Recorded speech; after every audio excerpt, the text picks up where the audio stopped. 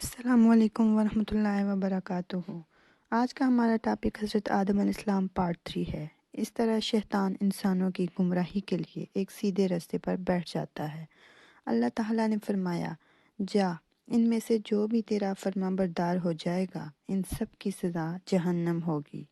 اس طرح دنیا میں سب سے پہلا نافرمان ابلیس تھا۔ وہ اللہ کے سامنے تکبر کرتا تھا۔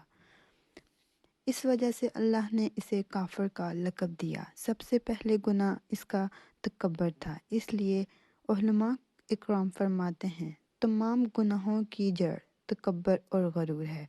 نبی اکرم صلی اللہ علیہ وآلہ وسلم نے اپنی امت کو تکبر نہ کرنے کا سختی سے حکم فرمایا۔ اس کے علاوہ نبی اکرم نے فرمایا، وہ شخص جنت میں داخل ہونے کے قابل نہیں جس کے دل میں ذرا برابر بھی تکبر ہوگا۔ جو شخص اپنے کپڑے، اپنے مکان، اپنی کسی بھی چیز پر فخر کرتا ہے، اس سے اللہ کی رحمت اٹھ جاتی ہے۔ گناہوں کی بنیاد تکبر ہے۔ اس لیے مومن کو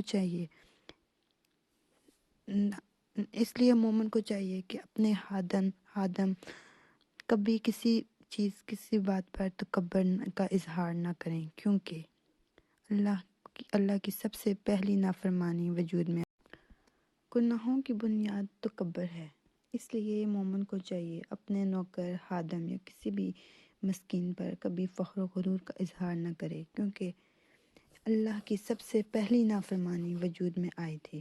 اللہ پاک نے جب آدم علیہ السلام میں مکمل روح پھونک دی اور انہیں پاؤں پر کھڑا کیا تو اللہ نے ان کو حکم دیا، جاؤ فرشتوں کی جماعت کو السلام علیکم کہو۔ تو اس طرح حضرت آدم علیہ السلام نے فرشتوں کو السلام علیکم کہا، تو جواب میں فرشتوں نے وعلیکم السلام کہا، یعنی تم پر اللہ کی سلامتی اور رحمت ہو۔ اللہ تعالیٰ نے حضرت آدم علیہ السلام کو ابتدا ہی سے تمام نام سکھا دیے تھے، مثلاً یہ پہاڑ ہے، یہ سمندر ہے، یہ پرندہ ہے، یہ درخت ہے۔ وہ زمین آسمان کی ہر چیز کا علم جانتے تھے اور اس کا استعمال بھی جانتے تھے۔ آگ، لوہے، لکڑی، غرض ہر چیز کا استعمال اور نام ذہن میں ڈال دیے۔ تعالیٰ نے حضرت آدم علیہ السلام کو ہر لحاظ سے بلند مرتبہ عطا فرمایا تھا اور عقل و علم سے بھی نوازا تھا۔ اللہ تعالیٰ نے حضرت آدم علیہ السلام کو ہر لحاظ سے بلند مرتبہ عطا فرمایا تھا۔ اللہ نے حضرت آدم علیہ السلام کو ہر چیز کا نام سکھا دیا اور ان سب چیزوں کو فرشتوں پر پیش کروایا۔ مجھے ان چیزوں کے نام بتاؤ، یعنی اللہ پاک نے ان سب کو فرشتوں کے آگے پیش کیا اور بولا کہ مجھے ان کے نام بتاؤ اگر تم سچے ہو۔ مطلب یہ کہ جب حضرت آدم علیہ السلام کی تخلیق ہوئی تم نے کہا تھا، اللہ جو چاہے پیدا کرے، قسم ہے وہ ہم سے زیادہ معزز اور عالم نہیں ہوگا۔ اس دعوے پر اگر تم سچے ہو تو ان چیزوں کے نام بتاؤ۔ تب فرشتوں نے کہا، اے اللہ تو پاک ہے، تمہیں اس کا علم ہے، تو نے جتنا ہمیں سکھایا ہم نے اتنا سیکھا، تو برحق ہے۔ اللہ نے حضرت آدم علیہ السلام کو کہا، اے آدم تو ان فرشتوں کو ان چیزوں کے نام بتا۔ اس طرح حضرت آدم علیہ السلام نے ہر چیز کا نام بتانے لگے۔ انہوں نے غلطی نہیں کی، انہوں نے تمام چیزوں کے نام بتا دیے۔ تو اللہ نے فرشتوں کو مخاطب کر کے کہا، کیا میں پہلے نہیں بولتا تھا کہ زمین اور آسمان کا غیب میں جانتا ہوں؟ اس کے بعد اللہ نے اماں حوا، بی بی حوا کو پیدا فرمایا۔ اماں حوا کو اللہ نے آدم علیہ السلام کے فوراً بعد پیدا نہیں کیا، بلکہ آدم علیہ السلام جنت میں کافی عرصہ اکیلے زندگی بسر کر رہے تھے۔ آپ کو تنہائی محسوس ہوتی تھی۔ ایک دن حضرت آدم علیہ السلام سو رہے تھے، اللہ پاک نے ان کی بائیں پسلی سے اماں حوا کو پیدا فرمایا اور حضرت آدم علیہ السلام کا ہم سفر بنا ڈالا۔ حضرت آدم علیہ السلام کے وجود سے بی بی حوا یعنی اماں حوا کو وجود میں لایا گیا۔ جب حضرت آدم علیہ السلام سو کر اٹھے تو پاس اماں حوا کو پایا اور پوچھا، تم کون ہو؟ تمہیں کس نے پیدا کیا ہے؟ وہ بولی، آپ کے لیے۔ تمہیں کس کے لیے پیدا کیا گیا؟ تو اماں حوا بولی، آپ کے لیے، تاکہ مجھ سے سکون اور راحت حاصل کر سکیں۔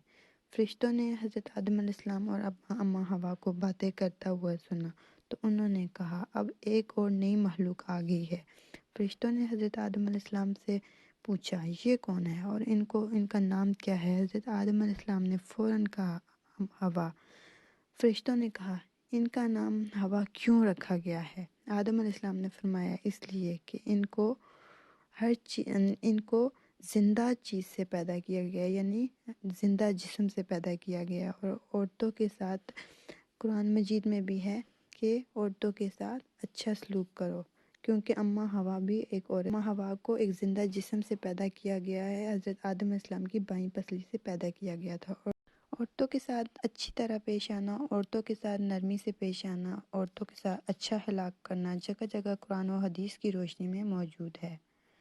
عورتوں کے ساتھ اچھا سلوک کرو کیونکہ عورت پسلی سے پیدا کی گئی ہے، اور پسلی کا زیادہ ٹیڑھا حصہ اوپر والا حصہ ہوتا ہے۔ تم اسے سیدھا کرنا چاہو گے تو توڑ ڈالو گے، اور اگر چھوڑ دو گے تو وہ اسی طرح ٹیڑھی رہے گی۔ یعنی بعض مرد عورتوں سے بری طرح پیش آتے ہیں، بد زبانی کرتے ہیں، یہاں تک کہ توڑ دینے کا مطلب عورت پر ہاتھ اٹھانا، مارنا، طلاق دینا ہوتا ہے۔ لہٰذا میری تمام مرد حضرات سے گزارش ہے عورتوں کے ساتھ پیار و محبت اور نرمی سے پیش آئیں اور ان کو عزت دیں، خاص طور پر شادی کے بعد ہر رشتے کو اپنی جگہ رکھیں۔ عورتوں کے لیے بھی میری یہی نصیحت ہے، اپنے مردوں کو عزت دیں، ان کی عزت کریں، ان سے بدتمیزی بد زبانی نہ کریں، خصوصاً غصے کے وقت خاموش رہیں اور برداشت کی عادت ڈالیں۔